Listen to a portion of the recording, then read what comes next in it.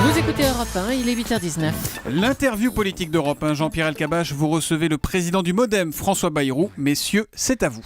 Désormais installé à Pau et en campagne à Pau, donc rarement à Paris. J'ai toujours été installé à Pau. Oui, c'est vrai mais que j'y passe rarement maintenant en campagne. tout mon temps. Et comme oui. disait Caroline Roux tout à l'heure, sans les caméras, discrètement. Sans comme les ça. caméras et sans les journalistes. Parce qu'on veut éviter des questions qui dérangent, non? Pas du tout, parce que ça n'est pas un enjeu national, c'est un enjeu local. C'est une ville À qui vous se allez cherche. faire croire que c'est une élection locale?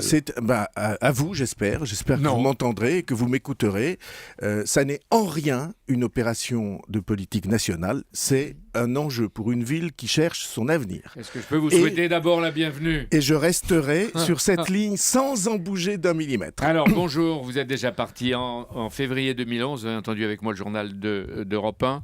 Pendant la campagne des primaires, François Hollande, candidat, donc était opéré dans le plus grand secret, probablement à Cochin.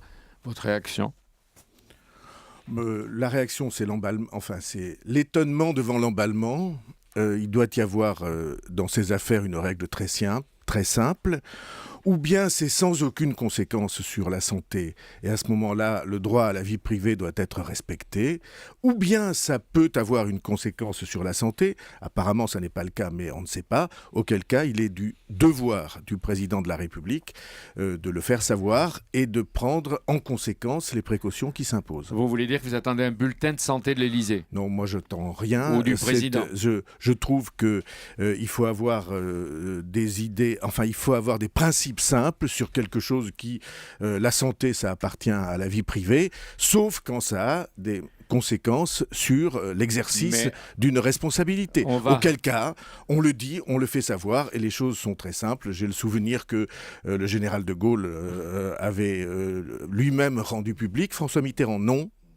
Et ça a Sauf eu aussi au des moment où il a conséquences. été opéré. Le général de Gaulle en 64 quand il a été opéré. Voilà. Toujours à Cochin. Mais vous dites pas de comparaison précipitée et inappropriée. Je dis que le président de la République, comme toute personne, quelle que soit sa profession ou sa fonction, a droit au respect de sa vie privée dès l'instant que ça n'a pas de conséquences sur l'exercice du mandat. On va recommencer avec la santé d'un président de la République, dire qu'il y a une exigence de vérité et de transparence. On peut dire jusqu'où, il y a peut-être des limites ou pas des limites. Il y a une exigence de vérité dès l'instant que la fonction est touché par ce qui se passe. C'est Jean-Marc Ayrault qui disait tout à l'heure, le Premier ministre, il y a une espèce de dérive, je ne sais pas où on va.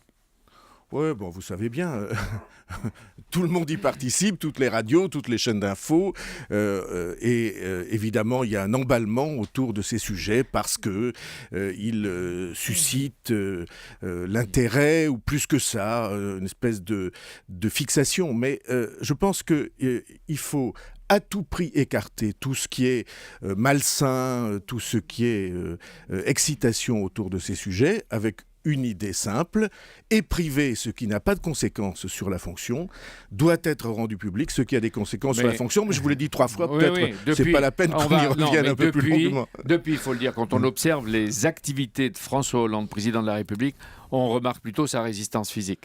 J'ai l'impression, oui, qu'il est en forme. Qu'est-ce que ça veut dire que tous les dirigeants politiques et syndicaux doivent aussi tout révéler de leur état de santé, de leur bobo? Non, je vous l'ai dit avec précision. Dès l'instant que c'est une affaire privée, des petits ennuis de santé, des petits déséquilibres de santé qu'il faut corriger, alors il n'y a pas de raison d'en faire une communication publique.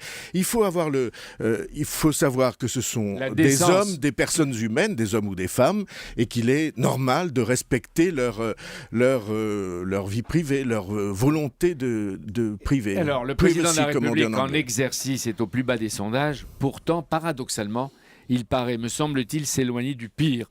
Depuis le match des Bleus, à différents signes, est-ce qu'il n'est pas en train imperceptiblement de changer lui-même? J'espère. D'abord parce que je pense que la fonction exige que l'on en prenne la mesure et que l'on change.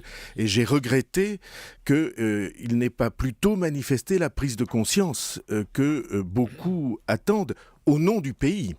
Parce que l'idée qu'il suffisait, au fond, de surfer sur les vagues, et de ne rien faire de profond pour que les choses s'arrangent dans le pays, cette idée est une idée fausse. Et donc, le jour où les autorités françaises, le président, le Premier ministre, prendront conscience de la gravité de la situation, ce jour-là sera un jour utile pour le pays. Pour l'instant, à mes yeux, ça n'est pas arrivé encore. J'espère que ça se produira. Donc vous voyez, quelles que soient les indications de ce matin, les attaques continuent. C'est la politique. Mais il n'y a aucune attaque. Il n'y a aucune attaque. C'est une Jean-Pierre constatation. Elkabbach, non, arrêtez-vous une seconde.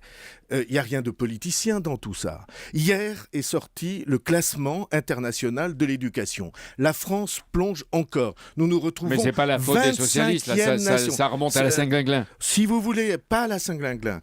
Non, pas à la Saint-Glinglin, vous étiez ministre. Non. Il y a 20 ans. J'étais ministre il y a 20 ans, voilà. Il y a une dégradation de la situation et il y a 20 ans, la situation de l'éducation nationale n'était pas ce qu'elle est aujourd'hui. Mais je ne suis pas à chercher des responsabilités, je suis à chercher une action. Je suis à chercher une méthode et une volonté. Pour l'instant, si on prend l'étude qui est parue hier, elle dit une chose très simple, l'étude qui est parue hier, elle dit que sur les fondamentaux qui sont l'écriture, la lecture, le calcul élémentaire, la France s'effondre. Oui, mais il faut sortir de là et donner des solutions et peut-être aider Vincent Payon à refonder, comme il dit, l'école. Est-ce que vous y participerez ? Non, il doit céder lui-même. Je considère que pour l'instant, la direction prise n'est pas la bonne.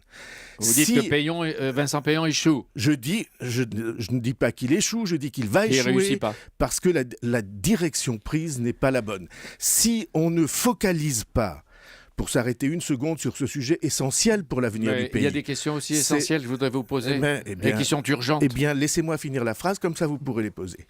Si l'on ne focalise pas toute l'attention et toute l'énergie du pays sur la transmission des fondamentaux qui permettent à un garçon ou à une fille d'être autonome et libre et d'apprendre, on n'y arrivera pas. Pour l'instant, ça n'est pas fait. On égare l'attention avec les rythmes scolaires. Vous voyez bien que ce n'est pas du tout le même sujet. Alors, François Hollande réunit ce matin à l'Élysée le Conseil de politique nucléaire pour traiter exclusivement de la filière nucléaire française qui exporte, mais pas des fermetures de centrales. En France, on va fermer. À l'étranger, en Chine, dès demain, on va vendre notre savoir-faire. Est-ce que c'est cohérent ? C'est incohérent. Et vous savez qu'il y a eu un incident hier où Madame Lauvergeon a dit on ne peut évidemment pas respecter l'objectif fixé d'ici à 2025 et arrêter une vingtaine de réacteurs poserait un problème grave. Est-ce qu'elle se trompe ? Est-ce qu'elle se trompe ? Non, je pense qu'elle a absolument raison. Et qu'elle a eu le courage de le dire, et qu'il est bien de le noter, parce qu'elle dit « Il n'est pas vrai qu'on respectera l'objectif publicitaire qui a été fixé de baisser à 50% l'énergie nucléaire dans l'électricité française. » Ça n'est pas vrai. On ne peut pas le faire, et on ne le fera pas. Elle a eu le courage de le dire, il faut le saluer. L'ONU va voter une résolution favorable à une intervention en Centrafrique avec des soldats africains, etc. Est-ce que vous soutenez l'opération qui devrait commencer dimanche ou lundi ? Oui, je soutiens l'intervention préparée par les autorités françaises. La Centrafrique est aujourd'hui dans un état de ruine et de danger pour des millions de personnes absolues. Et cette opération me paraît nécessaire si l'on veut sauver un pays, une société et des familles. Et donc, je soutiens cette opération. Merci comme beaucoup. J'ai soutenu sur le Mali et comme j'ai été en désaccord sur la Syrie, parce qu'en Syrie, je trouvais qu'on n'était pas dans la bonne ligne. Merci beaucoup François Bayrou d'être venu ce matin face à Jean-Pierre Elkabbach. Demain, c'est l'ambassadeur de Russie en France, Jean-Pierre. Oui, Alexandre Orlov, l'ambassadeur de Russie, qui ne parle jamais et qui a beaucoup à dire. Et il sera en direct à 8h20 face à vous sur Europe 1.